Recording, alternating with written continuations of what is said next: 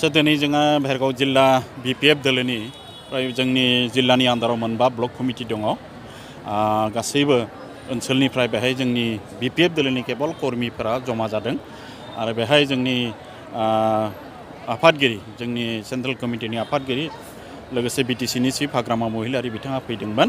आरो गासै जोंनि तृणमूल पर्यायनि गासै कर्मिफोरनो जोंनि बर्तमान पार्टिनि पजिशन मा पजिशनाव दङ जोङो सोरजों थानानै इलेक्शन गेलेगोन फैबाय बिसायख'थिखौ बिटिसि बिसायख'थिखौ बेफोर बाथ्राखौ गासै तृणमूल कर्मिफोरनो गासै जोंनि कर्मिफोरनो बुजायनानै थांबाय आरो बेखायनो बेखिनि बाथ्राखौ लानानै जोङो फैबाय थानाय इलेक्शनफोराव जोङो माने साखाफारा जानो थाखाय दिनै सुजुग मोनसे मोनदों आरो बेखायनो कर्मिफोरखौ लानानैसो दिनैनि बे मेला जादों आरो मोनफ्रोमबो ब्लक कमिटिनिफ्राय बबेबा ब्लक कमिटिया 1500 फैदों 1300 फैदों 1200 फैदों गासै माथो 7000सो माने जोंनि कर्मिफ्रा बेहाय दिनै जमा जाफैदों आरो गासै कर्मिफोरनो जोंनि दानि दोलोनि पजिशनखौ सारा बुजायनानै थांबाय आरो बेखौ लानानैनो जोङो फैबाय थानाय बिसायख'थियाव आवगायनो थाखाय जोङो दिनैनिफ्राय बयबो साखाफोरा जाबाय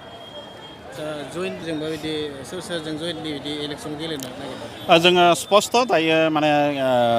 सेन्ट्रेल गभर्नमेन्ट आरो स्टेट गभर्नमेन्ट बेहायबो जोङो एलायन्सआव दङ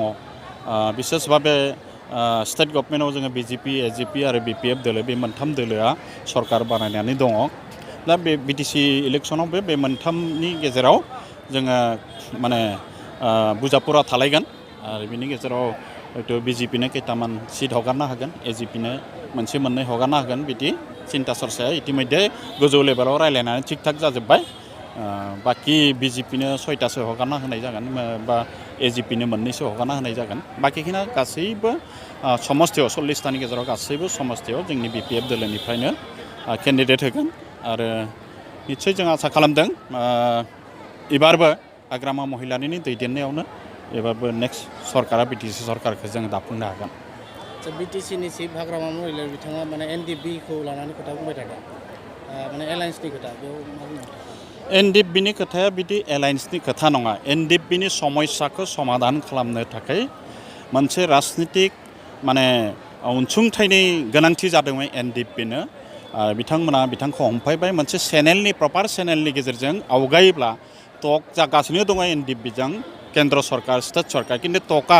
टकनि नामाव टक सोलिगासिनो दङ किन्तु मोनसे मोजां चेनेलनि गेजेरजों जाहाथे बे समस्याखौ समाधान खालामनायनि कुनु बेबस्थायानो ओंखाराखै बाजि बहुत बोसोर जाबाय दा बे चेनेलखौ मोजां खालामनानै होनो थाखाय हाग्रामा महिलारि बिथांमोना हमफैनायखाय बिथाङा लाइनखौ मोजाङै लागायनानै होबाय आरो दायो निस्सय बे समस्याया समाधान जानो थांगासिनो दङ जाहाथे जोंनि बर' माहारिनि गेजेराव बा जोंनि बिटिसि ओनसोलनि गेजेराव जाहाथे जोंनि अस्त्रनि जि माने संस्कृति अस्त्र संस्कृति होननानै बुंदों जाहाथे बे गान कालचारा जोबनानै थाङो बेखौ उद्देश्य लानानै जोङो हाग्रामा महिलारि बिथाङा दिनै एनडिएफखौ मोजां पजिशनाव लांनानै